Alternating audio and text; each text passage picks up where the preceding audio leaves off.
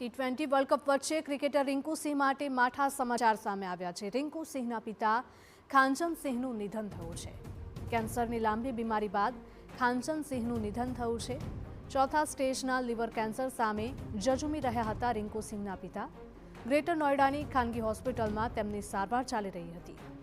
તો હોસ્પિટલમાં ખાનચંદ સિંહને મિકેનિકલ વેન્ટિલેટર સપોર્ટ પર રાખવામાં આવ્યા હતા અને કિડની રિપ્લેસમેન્ટ થેરાપી પણ ચાલી રહી હતી, પરંતુ તમામ પ્રયત્નો છતાં ડોક્ટર્સ તેમને બચાવી ન શક્યા।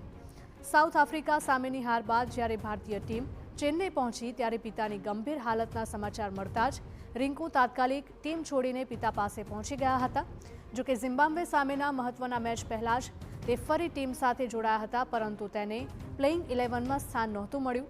ભારતે ઝિમ્બાબ્વે સામે જીત મેળવી સેમીફાઇનલ તરફ આગેકૂચ કરી છે, પરંતુ રિંકુ માટે આ જીતનો આનંદ પિતાના અવસાનના દુઃખમાં ફેરવાઈ ગયો છે।